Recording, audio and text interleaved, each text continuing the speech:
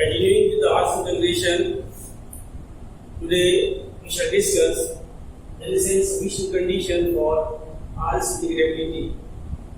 But before going through the Lorentz sufficient condition, we shall prove fundamental result, and the result is the lower integral is less than equal to upper integral. So the theorem is to prove that lower integral a to b m alpha is less than equal to upper integral a to b f d alpha. 2.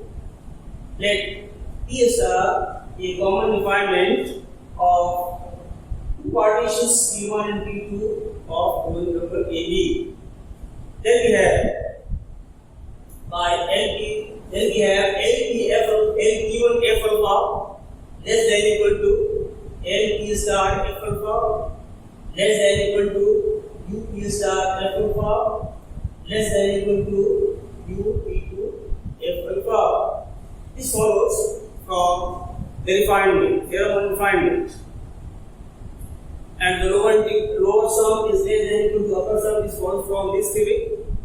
So, from first and last, then we have LP1 f alpha less than equal to UP2 f alpha. Number 1.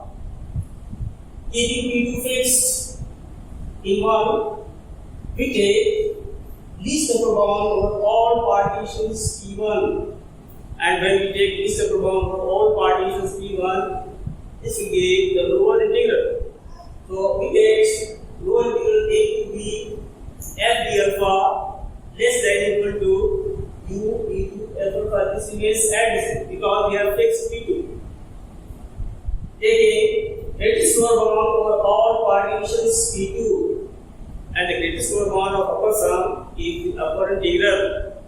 So finally get lower integral a to b f d alpha less than equal to upper integral a to b f d alpha. This fundamental result which will have frequent applications in various results and theorems. Now, we are going to discuss this insufficient condition for f to the RS integrable.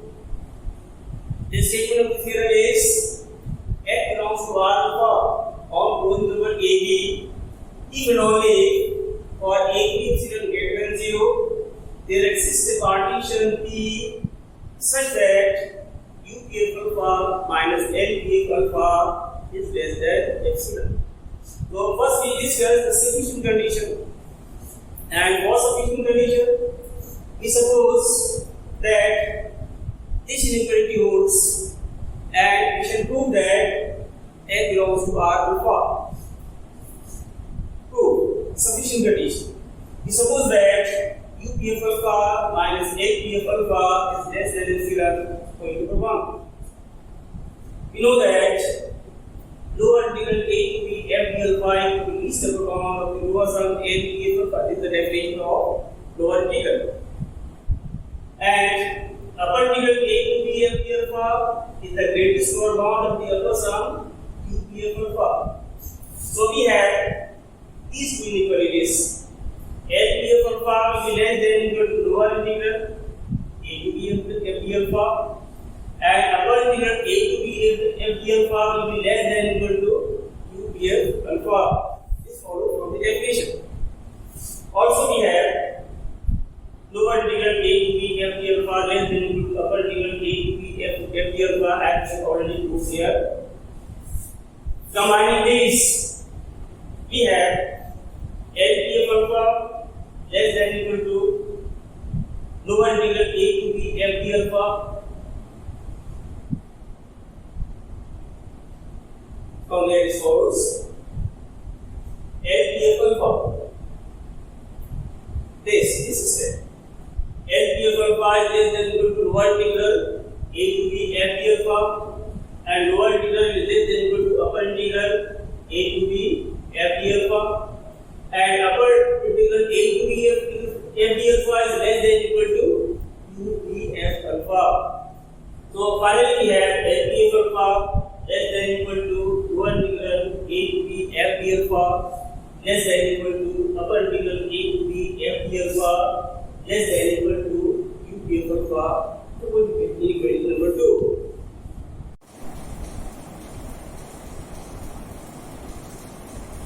From inequality 2, we are going to write it in this form: 0 less than upper integral a to b f d alpha minus lower integral a to b f d alpha less than equal to u p f alpha minus l p f alpha. How it comes? If you have four numbers, suppose 0.2, 0.5, 0.7, 0.9, then what will happen to this minus this? That is 0.7 minus 0.5 is 0.2. And what will happen to this minus this? 0.9 minus 0.2 is 0.7. It's clear that this is smaller than this, that is this number is less than this number. 0.7 minus 0.5 is less than equal to 0.9 minus 0.2, because 0.2 is less than equal to 0.7. So on this footing, it follows that this minus this will be smaller than this minus this, because they are all real numbers. So you can write it upper integral minus lower integral of where this will be positive. So 0 less than upper integral a to b f d alpha minus lower integral a to b f d alpha, and this will be less than equal to u p f alpha minus l p f alpha, and from 1 it is less than epsilon, so this is less than epsilon. But what is epsilon? Epsilon is an arbitrary, a small positive number, and in particular you can take it equal to 0. So if you take epsilon equal to 0, then 3 implies lower integral, because this will be equal to 0. So this integral will be equal to this integral, that is lower integral a to b f d alpha will be equal to upper integral a to b f d alpha. And this is the condition for f to be R-soluble, and in this case we say that f belongs to R alpha. So this is a solution condition. Now necessary condition. Here we suppose that a belongs to R alpha. It means the upper integral is equal to lower integral. We are going to apply it in the further result. So we suppose that a belongs to R alpha and epsilon greater than 0 be a given number.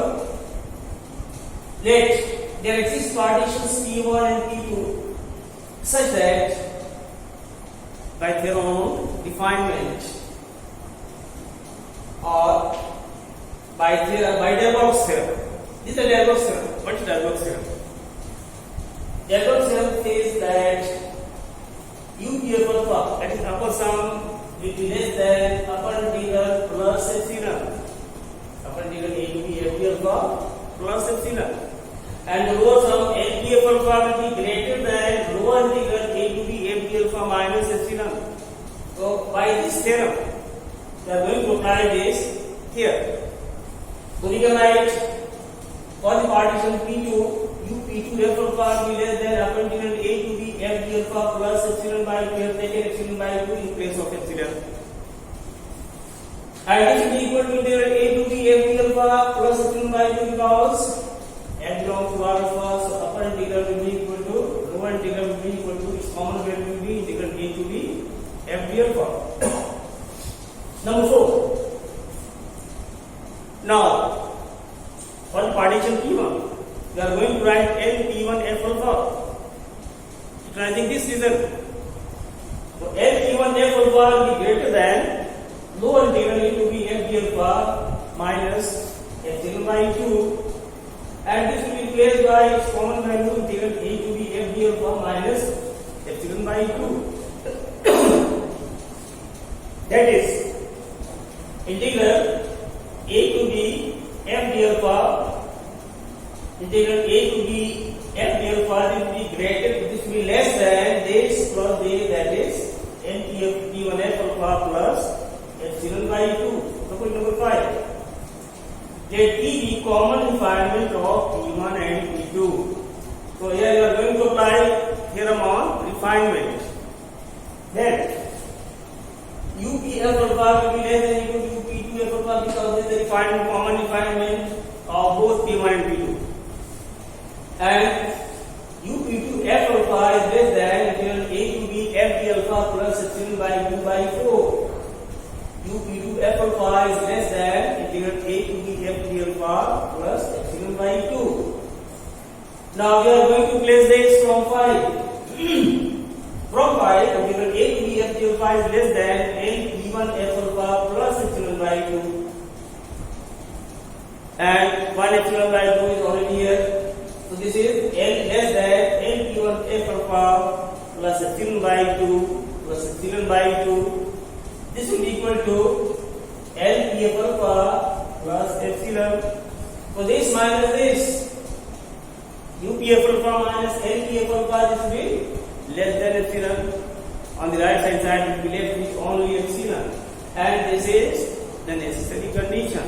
So here we must prove that upper sum minus lower sum is less than epsilon. So this